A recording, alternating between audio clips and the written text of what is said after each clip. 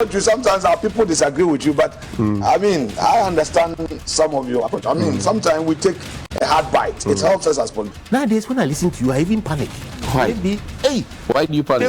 The way you when I listen to you, I even panic. Why? Maybe, hey, why do you panic? The way you Papa, you know Papa. Figuratively, he bites as hard as he can. Okay. And of course, when he puts his fangs into you, you certainly feel it. I think it pretty. Watch Johnnie's bite.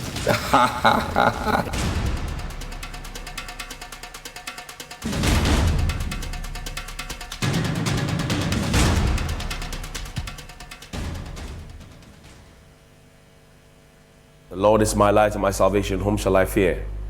And yea, though I walk through the valley of the shadow of death, I will fear no evil, for you art with me. Thy rod and thy staff, they comfort me. Thou preparest a table before me in the presence of my enemies. You anoint my head with oil. My cup runneth over, and surely goodness and mercy shall follow me all the days of my life. And I will dwell in the house of the Lord forever and ever. Amen. Assalamu alaikum. Welcome to Johnnie's Bite.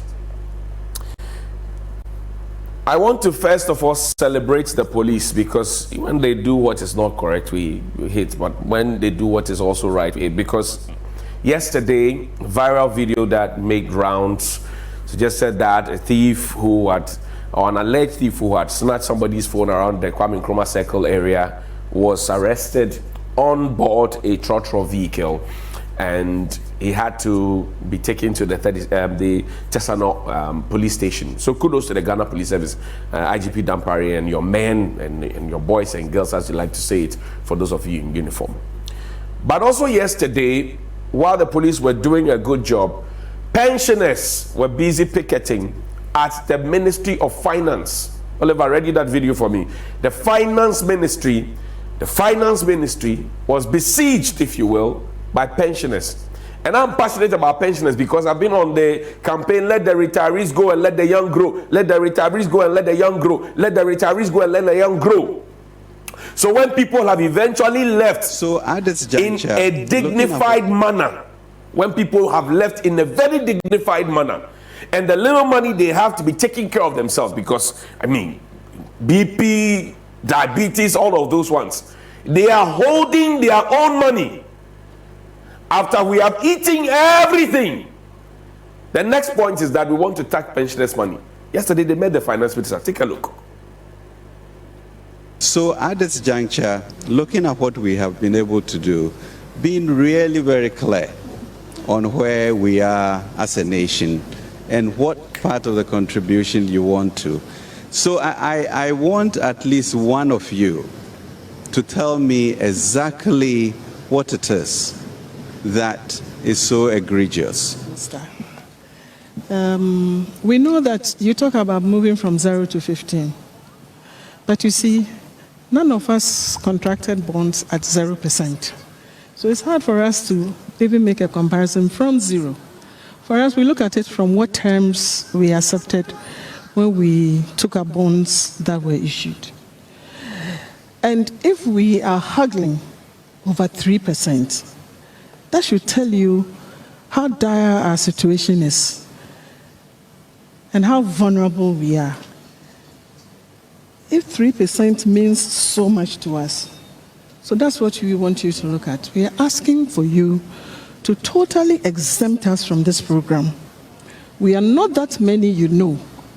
You know the total value. You do know that a third of us or so go beyond 5%. But those 5 years. But you know, when people were buying bonds, they saw the terms of the bonds. And they had objectives when they bought bonds. Their objectives are that they are looking for maturities to match certain plans in their lives. And that is why people picked bonds that they picked at the time that they did. So even though it's a good thing that you may be wanting to bring some people whose bonds mature way beyond 2028 to that point, bringing it forward to 2028 or so, it doesn't necessarily mean that it's a good thing that you are doing for them, because they have their objectives and they know why they picked the bonds that they picked. But please, we depend on our coupons. We've done all the math. We know what to expect. We know how to add that to whatever other income we get, either from Social Security or whatever. We've planned our lives around these bonds. Some people, when they do the computation, they tell you that what they are going to be getting per month or so is just like 1,000 cedis or 2,000 cedis or something, but they have planned their lifestyles around it. So please, total exemption is what we ask. We are not many. Please look at us and do this for us. We are vulnerable. We don't want to be a burden on you, on the country, or on our children. We want to be a burden on ourselves. And so we planned our lives in such a way that we will be a burden on ourselves. So this is what the pensioners had to say. And they told the finance minister that they had objectives and they never bought the bonds at 0%. So let nobody make it look as if they are being done favors. Let nobody look at it more so when they are senior citizens who have children and grandchildren. They had objectives. That's what they said. The most important thing, they had objectives because your housing policy in this country is rubbish. Social protection is rubbish. They had objectives because they don't want to go a begging. We have managed to mismanage the economy of this country. That's what we have done. All of what we're going through. When we started complaining, they told us it's Russia, Ukraine, and COVID. Now, when the COVID audit report came, we knew that it was actually not the case, that we actually mismanaged.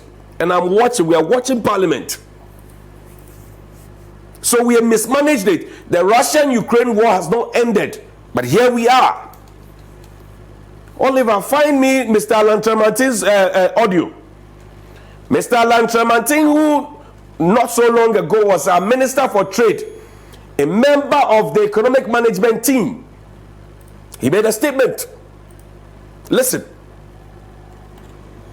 You are Huchim, and Yadia Ubia was say, Obedi Nukrabia Betimaka say, how be anyhow. Selamekano, Yaya Juma. Nasusa, Huchea Baniti. Ama say MPP.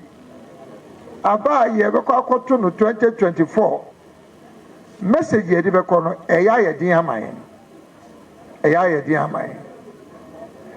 ana fesusu ya susu nim se ade ba ko a adi enya wo Ghana pa ni se aban bi ba efiri kwa me kro abre so aban bi ba obehye bibi ase a foforo ba do aye ni nyina no na wo butu no no be she bibi foforo ase atoa so saa bepem yewra kofo adobae na che se ebe den no man wakọ nim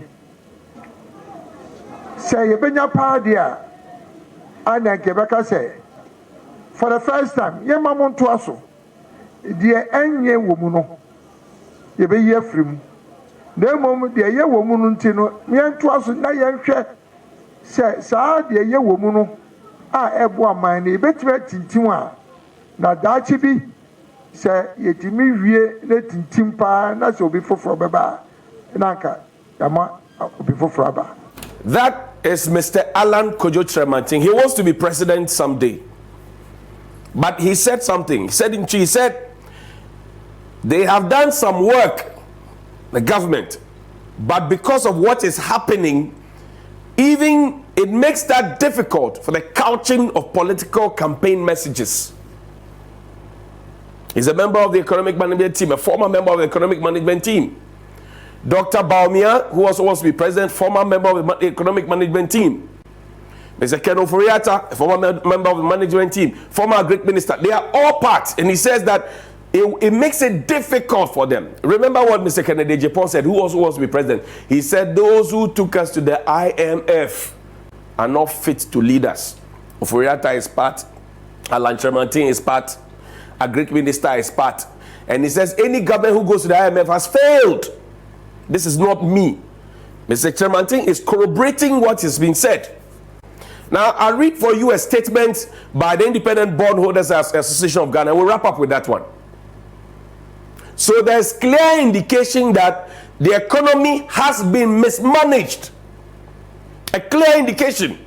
There's no debate about that the economy has been mismanaged.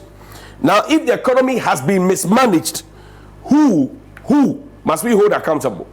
You see, in all of the conversations, the government is not taking a portion of the blame. And that's the painful part of the conversation. The bondholders you saw, the pensioners. You are touching old people's money. You are literally taking the money out of their pockets. And you are giving them excuses and saying that if the people are beyond a certain age or within a certain age bracket, they get so and so. The money, did you put the money into their pocket? They pay me my money for working. I decide to save and buy instruments, which are proven over the years to be the safest. Now it has become risky to be a bondholder. And the man who led us into the ditch has his cousin as the president, and they are holding on and like Helen says, holding us to ransom. What is so special about Mr. Ken Ofori-Atta, which is why the president cannot let him go? What is so special that the president cannot let him go? I want to know. What is so special is the president trying to clean Mr. Ofori-Atta up so that if he wants to get into consultancy later, it becomes easy for him. Because right now, dear, it's a case of Okohoko Yedeng. It's a case of Okohoko Yedeng. Listen to Mr. Martin Pebu. It says, Ken Ofori-Atta lies and inconsistencies, Independent Bondholders Association of Ghana. The Individual Bondholders Association of Ghana has noted with concern the content of the final memorandum, but we have the memo, but because of time we can't share with you. From the Ministry of Finance and the Domestic Debt Exchange, we are astounded to learn of the government's intention to default on the payment of the February 6th, yesterday. Some people's bonds matured. They have not been paid. It matured. They have not been paid. February 6, 2026 maturities and coupons as contained in the memorandum. This is contrary to our engagement with the finance minister and its assurance that individual bondholders are free not to participate in the DDE. They told us that it is voluntary. That's the message sent out there. But now your bonds have matured and you have not been paid your monies. How voluntary is that one? So it's Ajana 1, Ajana 2. He further promised that government will honor the old bond coupons and maturity as they fall due. These were the words. I told you yesterday that the government is suffering from credibility issues. Because if you want us to have a compromise, if you want us to have a middle ground, and at every step of the way you tell me one thing and do the direct opposite, why would I trust you? People are not signing on to it. Today is the deadline. Deadline number 4. People are not signing on to it, and we are being told that the economy will crash if we don't do it. We all know that. But can government keep its side of the word, of the deal and of the bargain? You told them that you will pay the bonds when they mature while you have the negotiations, and that you will pay the old coupons. You told them that. So why are you doing the direct opposite? That's the question. And you see, Mr. Ofori-Atta's posture, according to Mr. Martin Pebu, in this same thing, we don't have too much time. He says that he doesn't listen to anybody. And he's not the first to have said it. He is not the first to have. The people in government, deep-throated sources who have said he doesn't listen to anybody. Mr. Pebu has written this on behalf of the Individual Bondholders Association of Ghana. You remember that a few months ago, the Chief of Staff had written a circular suggesting or giving the directive that if you are a government appointee or a minister and an allegation is thrown at you, as Mr. Pebu and his team are doing, you have 12 hours to respond to it. It's been more than 12 hours. The finance minister has not responded directly to this one. And you know why? It gives us the impression that people are more MPP than other MPP people, and people are more special within the same government of which they are all part. I demonstrate that to you. When the motion of censure was put up against Mr. Ken Ofori-Atta, and there was the hearing in Parliament, and he had to appear before the committee in Parliament, the Chief of Staff, who has said that people had 12 hours to answer questions, Mr. Ofori-Atta had been there for more than a week or so. He had not uttered a word. But the chief of staff found it prudent to come and sit behind Mr. Oforiatta on live TV in Parliament, when she herself had told us that if you falter or an allegation is made against you, you have 12 hours to respond to it. So some people are more special, and that's why you'll be wondering why the finance minister is still at post. I've just told you. Good morning. People disagree with you, but I mean, I understand some of your approach. I mean, sometimes we take a hard bite. It helps us as politicians. Nowadays, when I listen to you, I even panic. Why? Maybe, hey, Why do you panic? the way you, Papa, you know Papa.